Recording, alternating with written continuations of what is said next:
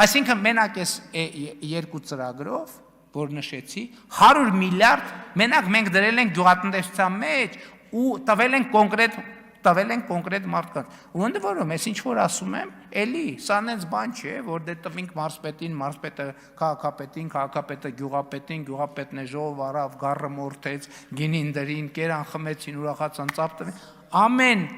դրամի տակ անուն ազգանուն կա։ Այս ամեն դրամը հետագծելի է, որ այս 50 միլիարդից ուզենանք իմանան ով ինչքան է ստացել, հետագծելի է։ Այս շատ կարևոր հանգամանք է։ Գյուղատնտեսական հումքի մթերումներին տրամադրվող վարկերի տոկոսադրույքների սուբսիդավորման ծրագիր, այս էլ այն ծրագիրն է, որի արդյունքներով մենք չենք տեսնում, որ գյուղացիները ասում են, չի մթերվում գինը եւ այլն, եւ այլն, գինը միշտ էլ ասում են, բոլորն էլ ուզում են ավելի թանկ վաճառեն։ 18.7 միլիարդ դրամ պետական աջակցություն բնակարանների եւ անհատական բնակելի տների էներգարդյունավետ վերանորոգման աշխատանքի իրականացում։ Մենք 13.3 միլիարդ Հայաստանի Հանրապետության քաղաքացիներին փող ենք տվել, որ իրանք իրանց տները նորոգեն, հարգելի գործընկերներ։ Աշխարհի որ երկրի, որ կառավարությունն է քաղաքացուն փող տալիս, որ մարդը իր տունը ռեմոնտ անի, հասկանում եք։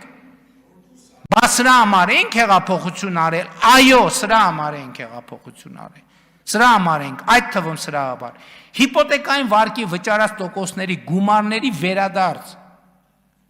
տասնյակ հազարավոր քաղաքացիներ այս ծրագրի շնորհիվ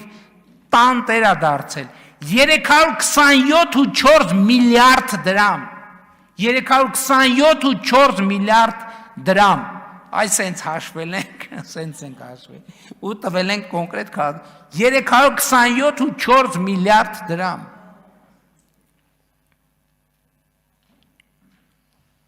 Հայտարարատու համարվող անձանց օրենսդրությամբ սահմանված սոցիալական ծախսերի ուղղություններով կատարված ծախսերի փոխհատուցում 9.1 միլիարդ դրամ։ Եվ այսպես շարունակ, այսինքն 3.7 միլիարդ դրամ 3.7 միայն այս այնա, որ անհատապես վերադարձրել ենք քաղաքացիներին։ Եվ սա է այն, ինչի համար այդ թվում սա է, որ հեղափոխությունը Հայաստանում տեղի ունեցել։ Հիմա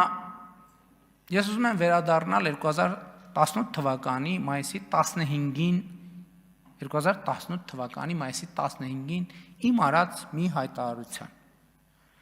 Երբ որ ես ներկայացնում եմ առողջապահության նորանշանակ նախարարին, այս հայտարարությունը նաև տարբեր առիթներով տարբեր տեղերում հնչեցրել եմ։ Ոլորտում արկա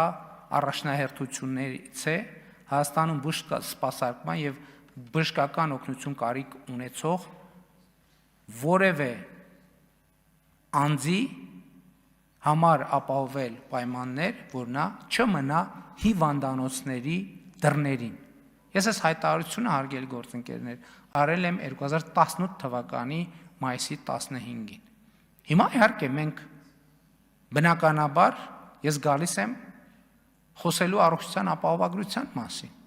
բայց ես ուզում եմ նաև հարց կհնչի։ Այս հայտարարությունը արել եմ 2018 թվականի մայիսի 15-ին։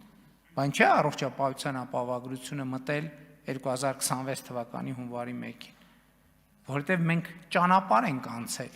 որովհետև եթե առողջապահության ապահովագրություն ներգրենք 2018 թվականի հունիսին կամ 19 թվականի հունվարի 1-ից, առողջապահության համակարգը կփլուզվեր։